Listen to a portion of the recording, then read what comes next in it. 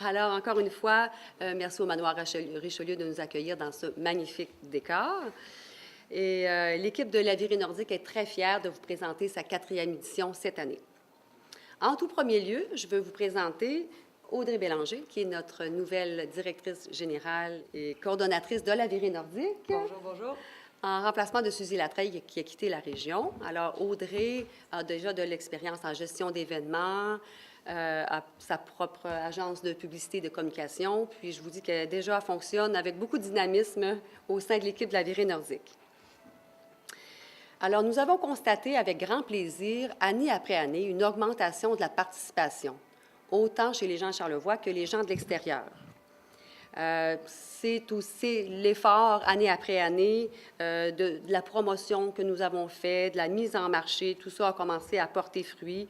Et puis, ça donne un peu l'effet qu'on voulait, c'est-à-dire que la Virée nordique commence à rayonner en dehors de la région. Rappelez-moi un petit peu la virée nordique, ça a commencé quand et comment?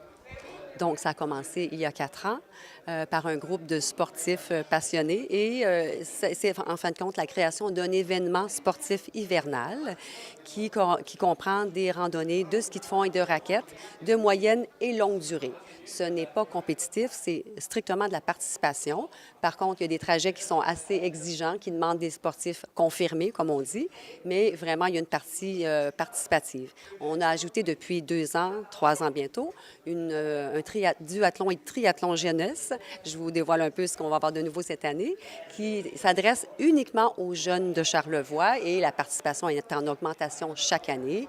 Et on a rajouté cette année une activité de canicross dont je pourrais vous parler tout à l'heure. Ça attire aussi bien des gens de la région de Charlevoix que des gens de l'extérieur? Eh bien oui, c'était l'objectif. D'abord de proposer cet événement-là pour les gens de Charlevoix et ils répondent bien, mais aussi aux gens de l'extérieur, de la région de Québec.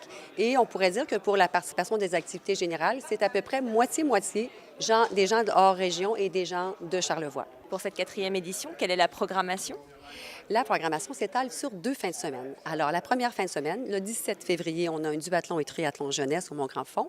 18 février, c'est la journée montagne. Alors, ski de fond et raquettes avec un départ à partir du Mont-Grand-Fond. Et le 19 février, qui est le dimanche, c'est la journée mer avec un départ cette année du cégep de Pointe-au-Pic, où tous les départs se font là pour les parcours courts et longs. Raquettes et montagne, et raquettes et ski de fond, pardon, pour le maire. Et la fin de semaine suivante, le 25, il y aura donc le canicross. Les gens invités sauront exactement où est le départ, mais c'est au niveau du golfe du Manoir Richelieu. Et à 5 heures, il y a un hommage au Manoir Richelieu pour les motoneigistes sur le Club des aventuriers. Vous parliez de canicross, qu'est-ce que c'est? Le canicross, c'est une activité qui existe depuis plusieurs années. C'est une sortie avec les chiens, le mot l'indique bien, qui peut être la course, marche ou raquette, avec un harnais. Donc, c'est un équipement technique spécial. Alors, cette année, pour la première fois, on accueille l'équipe des Fous Braque, Braque pour le nom de la race de chiens de Québec, qui vient avec plusieurs participants. On s'attend à 50 à 60 participants.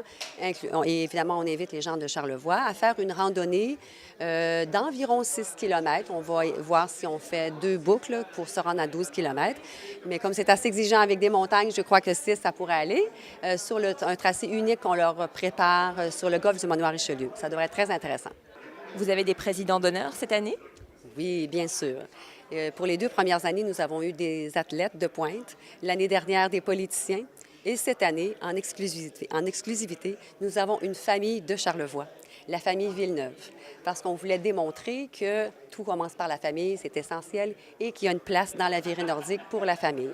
Donc, on n'a pas expliqué tout à fait, mais il y a une journée très sportive, la journée du samedi qui est la journée montagne, mais la journée dimanche qui est la journée mer est un peu plus facile, et il y a même à travers ces journées-là un tracé plus accessible en raquettes et en ski de fond, avec des surprises avec la famille. Alors donc, ils ont accepté d'être nos porte-parole cette année.